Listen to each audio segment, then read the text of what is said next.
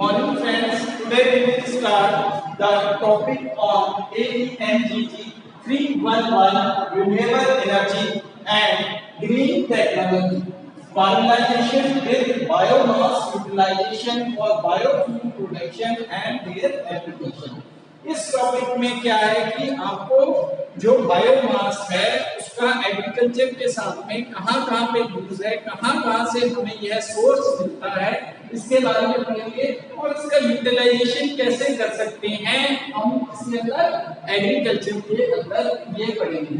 तो इस और बायोफ्यूल जो है उसका प्रोडक्शन कैसे किया जाए, बायोफ्यूल कौन सा है, बायोडीजल, इथेनॉल, ये इसका प्रोडक्शन करना है। तो प्रोडक्शन कैसे होगा और उसका एप्लीकेशन कहाँ पे हम इसको इस्तेमाल करेंगे, यह चीज पढ़ेंगे।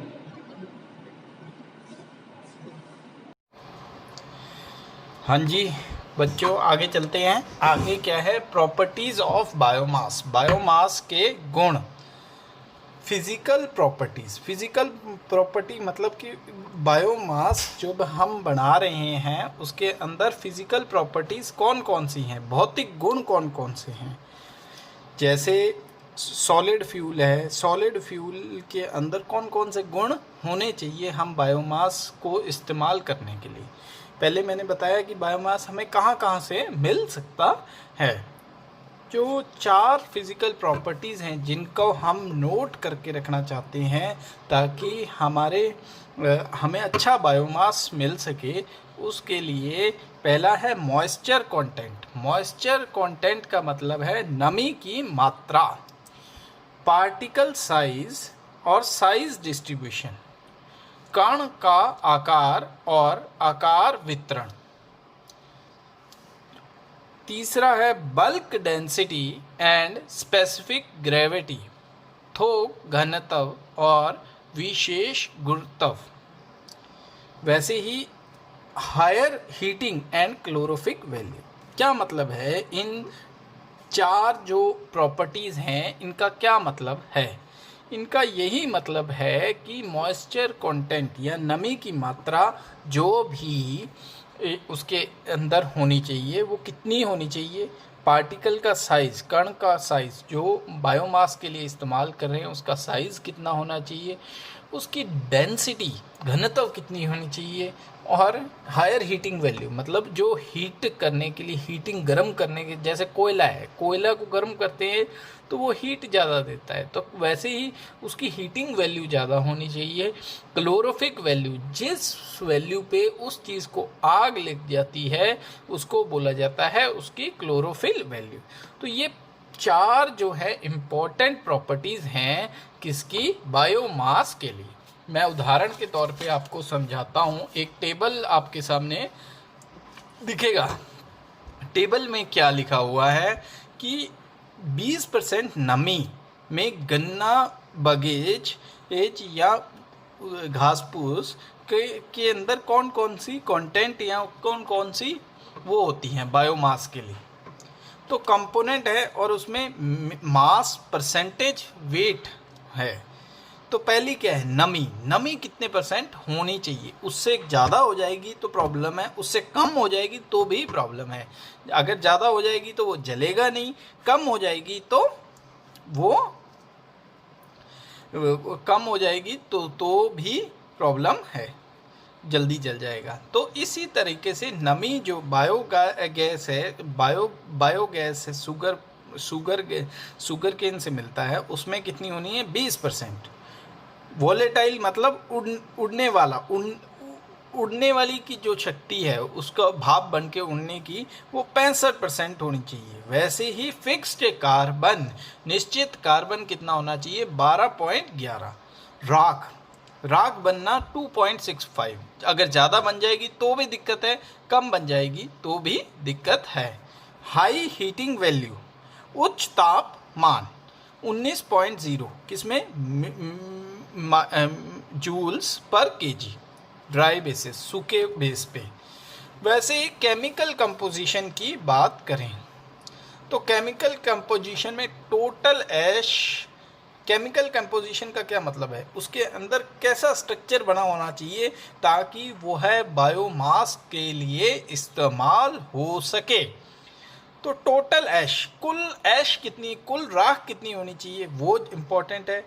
वो सॉल्यूबल कौन कौन सी चीज़ में है, सॉल्यूबल मतलब घुलने वाली की शक्ति कितनी है, वाटर सॉल्यूबल है कि नहीं है, पानी में सॉल्यूबल है कि नहीं है, लेग्जीन उसमें कितना है, सिल्यूलोज परसेंटेज कितना रहेगा और हेमी सिल्यूलोज परसेंटेज कितना रहेगा।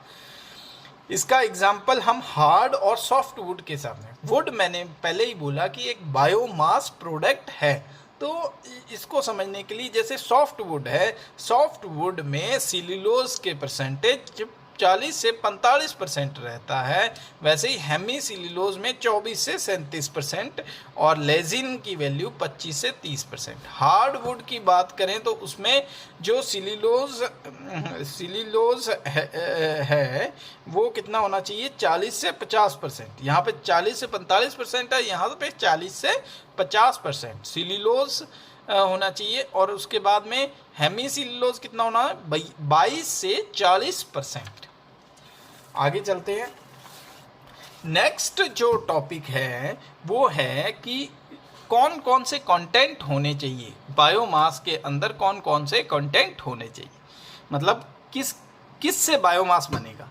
तो उसमें होना चाहिए कार्बन, सबसे पहले क्या आ जाएगा, कार्बन, फिर दूसरे में क्या आ जाएगा, हाइड्रोजन, तीसरे में ऑक्सीजन, चौथे में नाइट्रोजन और सल्फर। अब यही शुगर केन बगास की बात करें तो उसके अंदर कितने परसेंटेज होता है मास का, कार्बन का कितना होता है 49.66%, हाइड्रोजन की बात करें तो 5.71%, ऑक्सीजन की बात करें तो 41.08%, नाइट्रोजन की बात करें तो 0.21%, सल्फर की बात करें किसमें, शुगर केन बगास में, तो ऐश कितना होना चाहिए 3.31। तो केमिकल कंपोजिशन ऑफ बायोगैस बननी है तो मीथेन सबसे इम्पोर्टेंट है। मीथेन इस एटमॉस्फेरिक फॉर्म में बायोजेनिक सोर्स में 90% होता है और एटमॉस्फेरिक पेट्रोल सोर्सेज में 10% होता है। ये इम्पोर्टेंट बात है बायोगैस के लिए। तो मीथेन की रचना के लिए हम बात करें तो मीथेन जो है CH4 होता है उसका फॉर्मूला, और वो कितने 40 से 75% के बीच होनी चाहिए। कार्बन डाइऑक्साइड कितनी होती है उसके अंदर, बायोगैस के अंदर, किसके अंदर, बायोगैस के अंदर कार्बन डाइऑक्साइड CO2 जो है 25 से 55% होनी चाहिए। अमोनिया NH3 में 0 से 1%, ऑक्सीजन O2 कितनी होनी चाहिए 0 से 1%।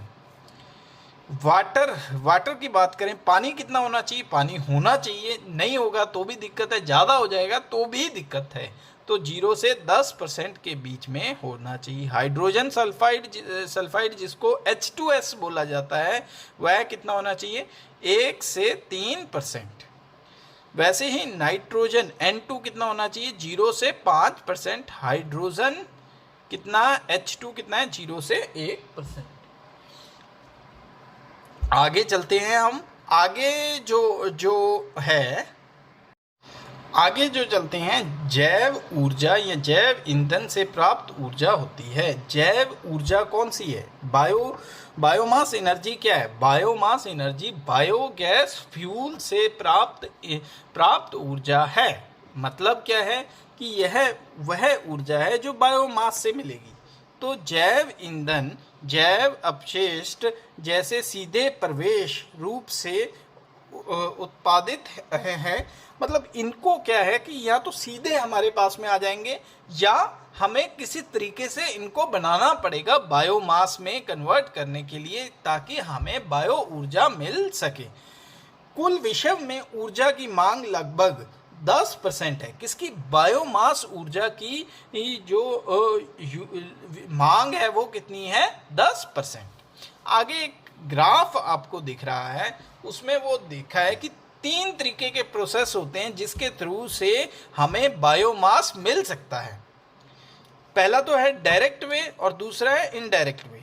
मतलब डायरेक्ट मतलब सीधा सीधा कैसे मिलेगा? मैंने बोला कि वुड भी एक बायोमास सॉलिड मटेरियल है, तो सीधा अगर वुड को हम इस्तेमाल कर रहे हैं तो वो क्या है? डायरेक्ट तरीका।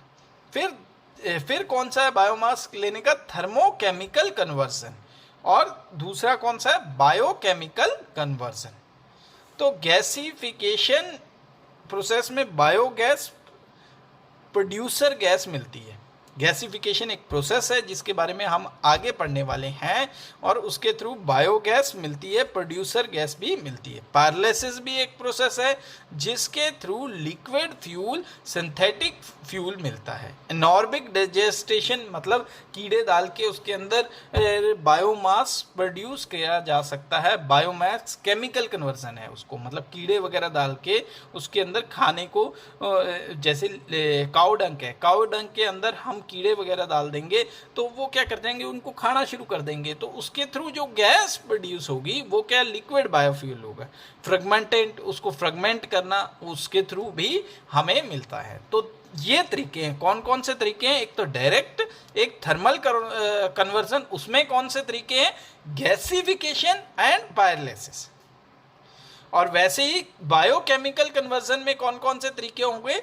एनॉर्बिक और फर्मेंटेशन। इनके बारे में हम, जो आपके सिलेबस में पायरोलिसिस भी है, गैसिफिकेशन भी है, तो इनके बारे में हम धीरे धीरे पढ़ेंगे। पहले तो डायरेक्ट मेथड। डायरेक्ट मेथड कहाँ से है? वुड। तो वुड क्या है? वुड को हम सीधा भट्टी के अंदर इस्तेमाल कर सकते हैं। सबसे इम्पोर्टेंट क्या है? भट्टी क्या है? एक भट्टी है, जैसे आपने सुना होगा बम्बू घाट जिसको बोलते हैं, वो सर्दियों में पानी गर्म करने के काम आता है।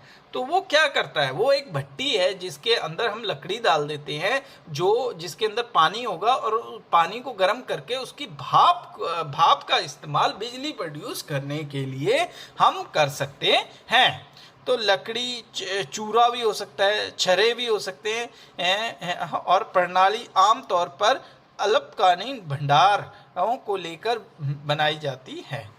ये पहली पीढ़ी के जैव ईंधन है, फर्स्ट जनरेशन बायोफ्यूल। इनको क्या बोला जाता है? जैसे चीनी से बना जा सकता है, स्टार्च, वनस्पति तेल, पशु, ये भी कहाँ से आते हैं? पहली पीढ़ी के बायोगैस प्रोडक्शन है। सीधा जो है डायरेक्ट मतलब कि सीधा लकड़ी मिली, लकड़ी को हमने डायरेक्ट इस्तेमाल कर दिया, वो बायोगैस बायोमास में प्रोड्यूस की थी। इसको एक डायग्राम से समझाता हूँ। इसमें क्या है? ये एक डायग्राम देख रहे हो, चैम्बर है। चैम्बर के अंदर ये जो पोर्शन है, यह एक भट्टी है जिसके अंदर आग जलाई तो ये क्या कर रहा है? आग से जो हवा प्रोड्यूस हुई, उस हवा को यहाँ पे घुमा दिया। ये वेसल है, ये एक कंटेनर है जिसके अंदर पानी है। तो ये पाइप जब ऐसे घूम रही है इसके अंदर, तो क्या हुआ? स्टीम पानी है इसके अंदर। ये जो चैम्बर है, कौन सा? बड़े वाला जो चैम्बर है, उसके अंदर पानी है, और वो पानी गर्म होगा तो स्टीम प्रोड्यूस होगी। स्टीम प्रोड्यूस हुई तो वो क्या? स्टीम क्या? भाप जो प्रोड्यूस हुई, उसको टरबाइन चलाने के लिए हम इस्तेमाल करते हैं। वो टरबाइन क्या है? जनरेटर चलाने के लिए काम की जाती है। उसके पार्ट्स कौन कौन से हैं? Fuel storage and handling system. Fuel जो लकड़ी है उसको हैंडल कैसे करना है वो इम्पॉर्टेंट है। फर्नेस, जहाँ भट्टी जिसको बोला जाता है। बॉयलर, जहाँ पे हम पानी को गर्म किया जाता है उसको बोला जाता है बॉयलर। पंप लगे होंगे जो कि उनको कन्वर्ट करेंगे बिजली में। फैन भी लगा होगा, टरबाइन भी लगा होगा। फिर जनरेटर क्या करेगा? जो पानी है, जो हमें मोशन मिला किसका? टरबाइन को चलाने के बाद में उसको कन्वर्ट करेगा इलेक्ट्रिसिटी में। फिर कंडेंसर, ये वाला कंडेंसर पार्ट है, ये वाला डायग्राम में देखोगे तो ये कंडेंसर है। कंडेंसर का क्या काम है? जो भाप वहाँ से आई उसको ठंडा भी करना पड़ेगा, नहीं तो वो बहुत गर्म हो जाएगा, तो उसको ठंडा करने के काम आती है। फिर कूलिंग टावर लगे होते हैं ऊपर, ताकि वो जो गैस गंदी प्रोड्यूस होगी जब भट्टी को जलाएंगे तो वो बाहर पोल्यूशन ना फैला सकें और उनको बाहर निकाल सकें।